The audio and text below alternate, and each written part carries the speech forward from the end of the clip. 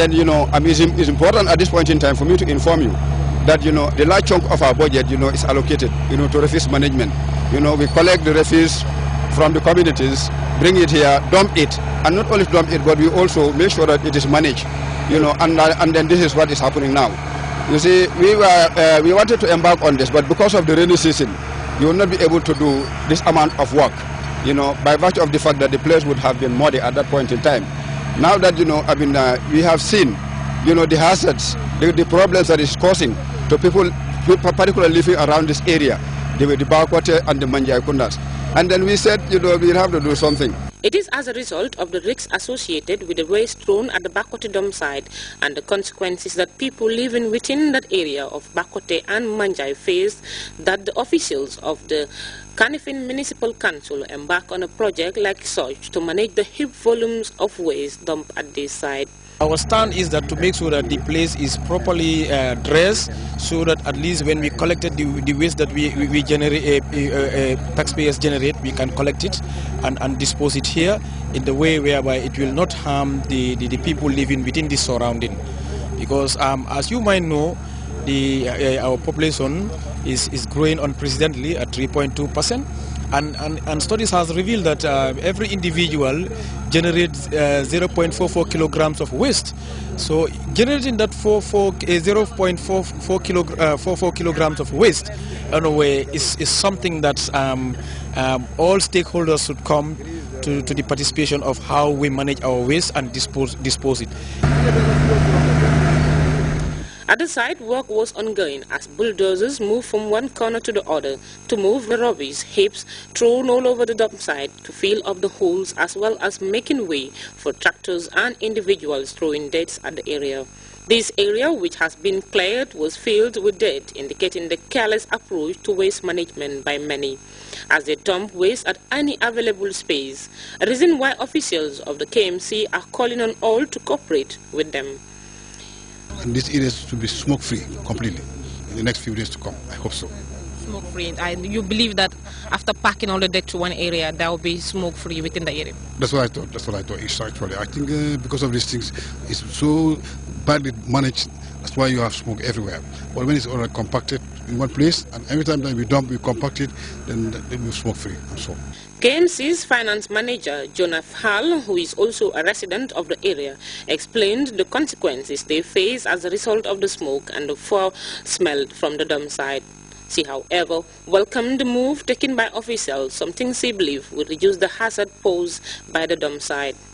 It costs money for a place like this to be managed, but officials of the KMC are now set to enforce the anti-littering law to the letter, as a deterrent for those bent on discriminating dumping at cleared parts of the dump sites as well as in the streets. Rahibite, Grts News. We will be back with news from outside the Gambia after this break.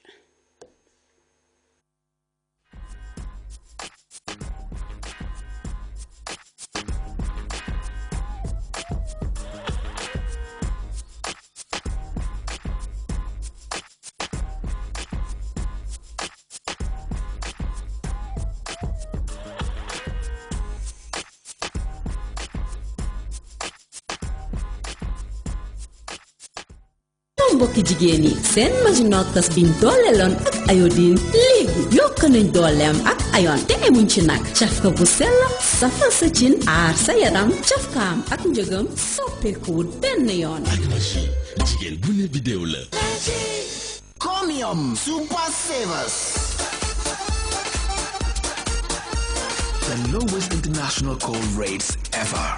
Yes, you heard it. Comium offers you the lowest international tariff ever. Lower than anywhere else. Comium Super Savers. For the first time, you can also use your bonus credit to make international calls. Only from Comium. Now is the time to call family and friends all over the world at rates you can definitely afford. Comium brings you the lowest international call rates ever. Name your country and we got the lowest rates to that destination. One of the many reasons we say your credit lasts longer with Comium. Comium.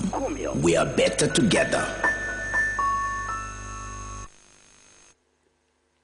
Welcome back. Over now to news beyond our borders.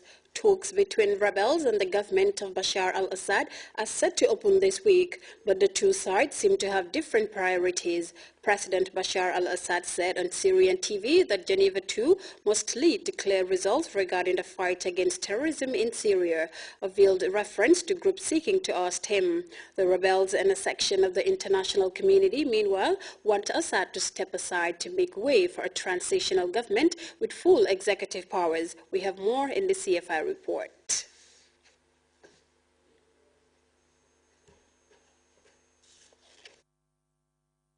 Warning at platinum mines in South Africa from the main workers' union.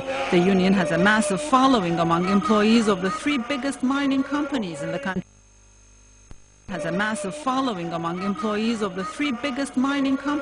country. They demand a significant increase in wages. The minimum monthly salary in the sector is 8,500 rands, that's about $800. The companies said the current price of platinum would not allow for any wage increases.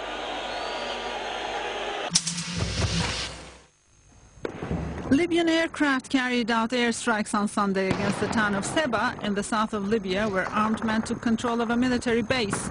The town is the scene of tribal clashes that the army blames on forces who remain loyal to former leader Muammar Gaddafi. Last week, at least 30 people were killed here. Libyan parliament declared a state of emergency. Central African Republic now has a new interim president. The mayor of Bangui, Catherine Samba Panza, was elected by deputies on Monday following the resignation of Michael Jatodier. For more on that story and others, we go with this roundup of news.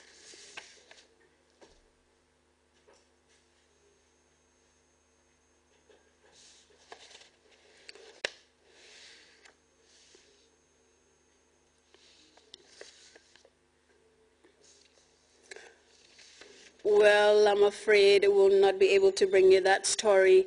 Ukrainian President Viktor Yanukovych has offered to step up a cross-party commission to find solutions to Ukraine's long-running political crisis. The offer follows another wave of violence which erupted after a group of non-radicals attempted to march on parliament. We have more in this report. The opposition group, the National Syrian Coalition, said it will participate in the Geneva II conference beginning Wednesday. UN Secretary-General Ban Ki-moon took a big risk. He invited Iran to the conference. Foreign Minister Zarif and I agree that the goal of the negotiations is to establish, by mutual consent, a transitional governing body with the full executive powers. It was on that basis that Foreign Minister Zarif pledged that Iran would play a positive and constructive role in Montreux. For Washington, Paris, London and Riyadh, Iran must accept the conference goal of a transition government in Syria. For Moscow, the absence of Iran would be unforgivable. And while Tehran has refused any pre-existing conditions for attending the conference, the Assad regime is moving ahead. In an exclusive interview with Agence France Presse, broadcast on Syrian state television, Bashar al-Assad established his priority for the conference. The Geneva conference must lead to clear results regarding the fight against terrorism in Syria. More specifically, putting pressure on the countries supporting terrorism in Syria. Assad said the army is making progress in the battle against insurgents and jihadi groups with no distinction. He added the battle is tough and will take time. When you defend your country, above all, you need to fix a single goal, that of winning. If Syria loses this battle, the entire Middle East will become chaos. And thumbing his nose at the goal of the conference, Bashar al-Assad said he would not hesitate to run for president again if the Syrian people so desired. Well, we apologize for that wrong story. That is the lead to the story is talks between rebels and the government of Bashar al-Assad are set to open this week, but the two sides seem to have different priorities. President Bashar al-Assad said on Syrian TV that Geneva II must lead to clear results regarding the fight against terrorism in Syria. Time now to take our first break. We'll be right back. Asanjay Gurgabond, and the Sek Jellyba Grts, and the Kumare Bond. Now in that Antinya Tikudi, Asanjay Jellyba Grts Kumare Bond.